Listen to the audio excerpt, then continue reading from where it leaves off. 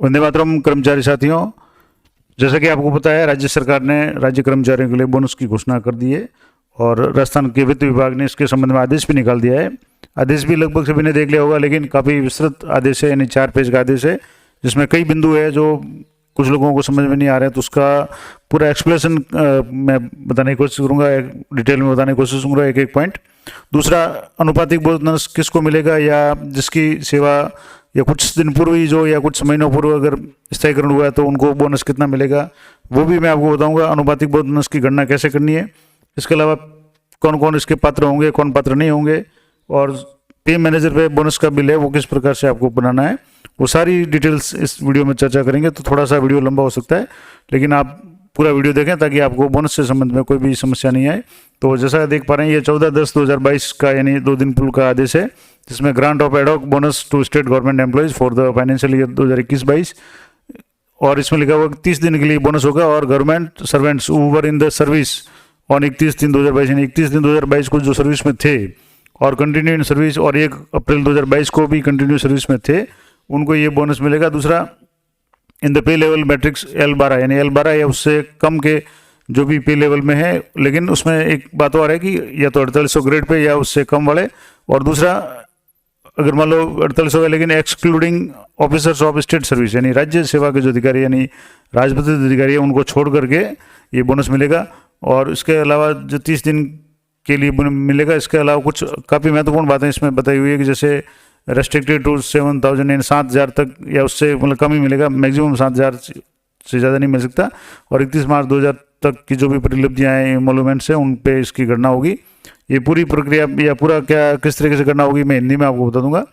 अब जिसमें the amount of ad hoc बोलक payable and bonus payable shall be computed assuming the month of 31 days, यानी 31 दिनों का मंथ मान करके इस बोनस की गणना की जाएगी एडोक बोनस की। और amount of bonus payable will be rounded off to nearest rupee, यानी ये राउंड में होगा। और इसके अलावा 75% of bonus shall be paid in cash, यानी वो कैश में पेड होगा। और 75% of the ad hoc bonus shall be credited to the GPF fund. अब GPF फंड में 2 तरह के होंगे कि जैसे कुछ लोग जो 1/1/2004 के पहले हैं उनके GPF में होंगे, और उसके बाद जो नियुक्त है उनकी GPF 2004 में ये जमा होगा। तो ये तो हो गया। इसके अलावा कुछ स्पष्टीकरण जो दिए हुए हैं ये काफ़ी डिटेल में, तो मैं इनको हिंदी में आपको बताने का प्रयास करूँगा ताकि आपको आसानी से समझ में आ जाए। और अगर मान लो इसमें किसी तरह की कोई विवाद की स्थिति है या आपको स्पष्टीकरण में कोई कन्फ्यूजन रहता है, तो आप जो इंग्लिश का जो भी आदेश है इसको आप मान्य माने, क्योंकि ये राज्य सरकार का या वित्त विभाग का आदेश है। हो सकता है इसकी हिंदी की जो व्याख्या है उसमें कुछ कमियाँ रह जाए, तो वो आप इसको वैध माने या मान्य माने। तो ये पूरा जो 4 पेज का आदेश है इसी को मैं हिंदी में आपको बताने का प्रयास करूँगा। तो आइए चलते हैं, पहले हिंदी में इसको देख लेते हैं कि क्या क्या नियम है, किस किस को मिलेगा और अनुपातिक बोनस किस तरीके से होगा। तो जैसा कि मैं आपको बता रहा था कि बोनस जो 2021-22 है उसके संबंध में कुछ जो सामान्य जानकारी या जो आदेश में जानकारी है वो क्या क्या है।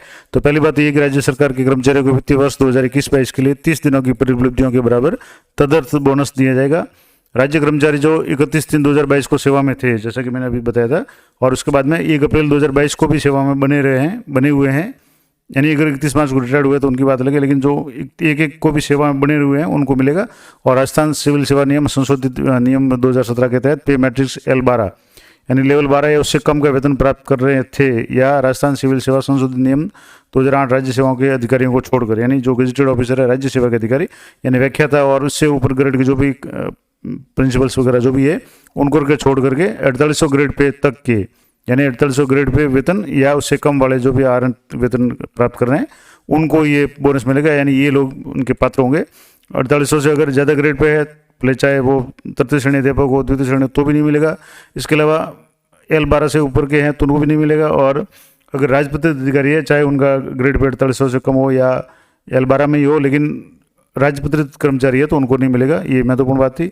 अब तदर्थ बोनस प्राप्त करने के लिए कर्मचारी ने वर्ष 2021-22 के दौरान कम से कम 6 महीने की सेवा निरंतर की हो, यानी 31 मार्च तक उसकी सेवा है वो कम से कम 6 महीने की होनी चाहिए।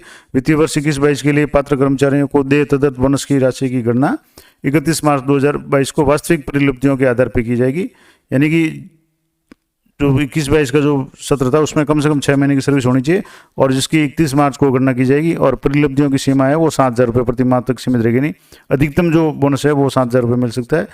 31 दिन का मान करके। अब इसमें आगे और क्या क्या दिया हुआ कि तदर्थ बोनस का जो 75% है, अब वो कितना होगा वो भी मैं आपको बता दूंगा, आंकड़ा भी बता दूंगा, और नकद में मिलेगा, और 25% सामान्य भविष्य निधि में जाएगा, जो कि जीपीएफ या जीपीएफ 2004 में जो भी जैसा भी कर्मचारी उसके हिसाब से जाएगा। असाधारण अवकाश यानी बिना छुट्टी के वेतन की अवधि को पात्रता अवधि से बाहर रखा जाएगा, यानी अगर कोई इस कार्मिक है, कोई इस टाइम पीरियड के दौरान अगर असाधारण अवकाश पे है तो उसको ये बोनस नहीं मिलेगा। और यदि कोई सरकारी सेवक 31 दिन को निलंबित है, मान लो अगर 31 तारीख को निलंबित है, तो भी इसको वर्तमान 21-22 का है, कोई बोनस तदर्थ बोनस दे नहीं होगा। एक ये भी महत्वपूर्ण बात। दूसरी, जो कर्मचारी सेवानिवृत्ति पर या चिकित्सा आधार पर या स्वैच्छिक सेवानिवृत्ति पर या 31 मार्च 2022 को या उससे पहले मृत्यु हो गई है, वे तदर्थ बोनस के पात्र नहीं होंगे। 31 मार्च 2022 या उससे पहले अगर मृत्यु भी हुई है या सेवानिवृत्ति हुए हैं या सेवानिवृत्ति ले ली है चिकित्सा आधार पर, तो भी उनको बोनस नहीं मिलेगा। 1/4/2022 के बाद सेवानिवृत्त होने वाले कर्मचारी को वित्तीय 2021-22 के लिए तदर्थ बोनस लाभ के पात्र हैं, और इन कर्मचारियों के लिए तदर्थ बोनस को नकद में भुगतान किया जाएगा। यानी कि जो भी 1/4/2022 के अगर बाद में जो सेवानिवृत्त हुए हैं, तो उनके, क्योंकि जैसे जीपीएफ वगैरह अकाउंट का उनका नहीं होगा, जीपीएफ से जो भी जमा राशि वगैरह सब निकाल दिए, तो उनको है वो सीधे खाते में उनके पैसे जमा होंगे। इसके अलावा किसी भी कार्मिक के पूरे पैसे खाते में जमा नहीं होंगे। जो भी सेवा में है उनके 75% है वो जमा कैश मिलेंगे, 25% वो होंगे, लेकिन जो सेवानिवृत्त 1/4 के बाद में हो चुके हैं उनको ये नकद दिया जाएगा। ये भी एक महत्वपूर्ण पॉइंट है। इसके अलावा 31/3/2022 या उससे पहले सेवा से इस्तीफा देने वाले कर्मचारी को तदर्थ बोनस के लिए पात्र नहीं होंगे।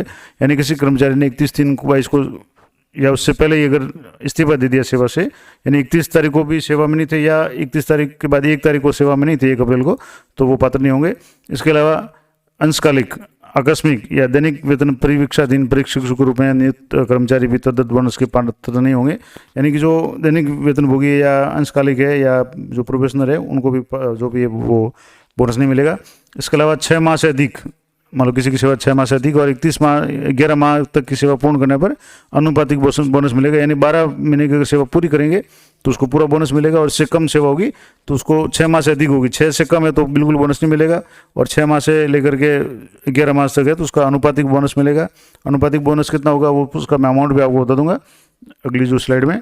तो अब जैसे यदि किसी कार्मिक की एसीपी 21-22 में लगने से उसका जो लेवल है L13 4800 से 5400 के ग्रेड में आ जाता है, तो बोनस की गणना निरंतर 6 माह की अवधि की सेवा और अनुपातिक रूप से की जो होगी कि कितने समय तक उसका वेतन है L12 में यानी 4800 में रहा।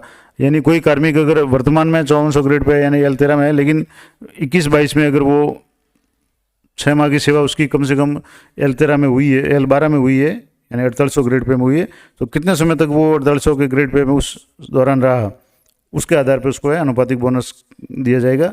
अब अधिकतम बोनस 6,774 रुपये दिया होगा, जिसमें नकद 75% यानी कि 5,081 रुपये जीपीएफ या जीपीएफ 2004 में जमा होगा, जबकि 25% यानी कि 1,693 रुपये जमा होंगे वो जीपीएफ में जमा होंगे। यानी कि जो नकद है कैश तो मिलेगा 75% यानी 5,081 रुपये तो उसको कैश मिलेगा, और जीपीएफ 2004 में 25% यानी 1,693 रुपये जमा होगा।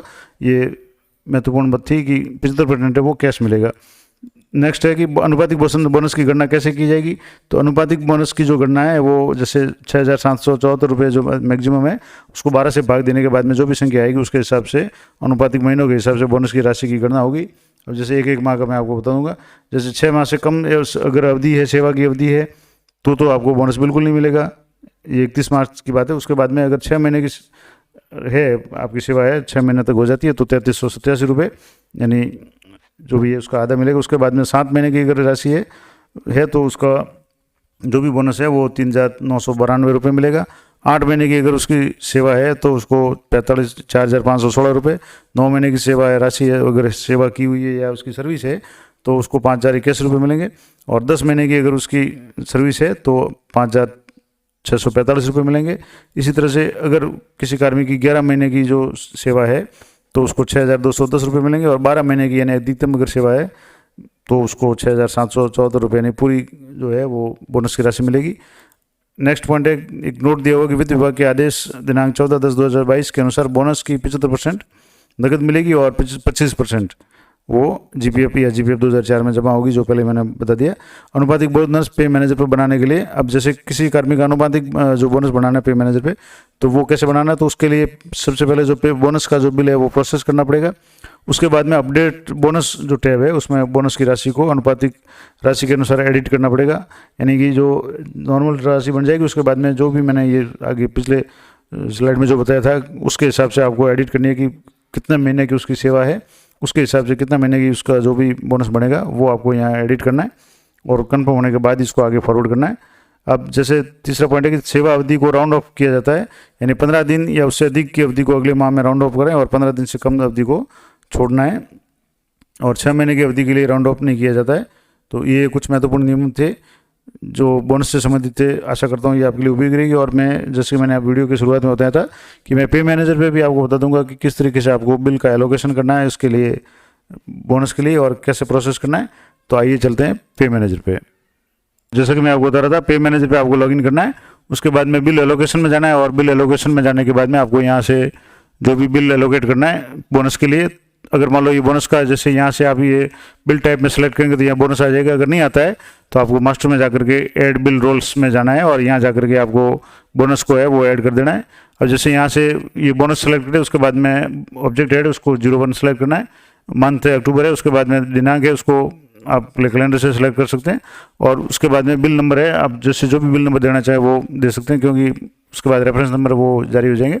अब यहाँ से आपको ग्रुप सेलेक्ट करना है, किस ग्रुप का आप जो सैलरी है भी आप मुझे बोनस बढ़ाना चाहते हैं, और सबमिट पे क्लिक करना है। अब सबमिट पे क्लिक करने के बाद में आएगा कि bill registered details edit successfully, okay पे आपको क्लिक करना है। अब यहाँ आपको जैसे सैलरी के लिए तो ऑथराइजेशन में या बिल प्रोसेसिंग में जाते थे, अब यहाँ अदर बिल में जाने के बाद में आपको यहाँ बिल बोनस डिटेल्स में आपको यहाँ क्लिक करना है। बोनस जैसे अदर बिल में बोनस है और बोनस में जाकर के बोनस डिटेल में आपको क्लिक करना है।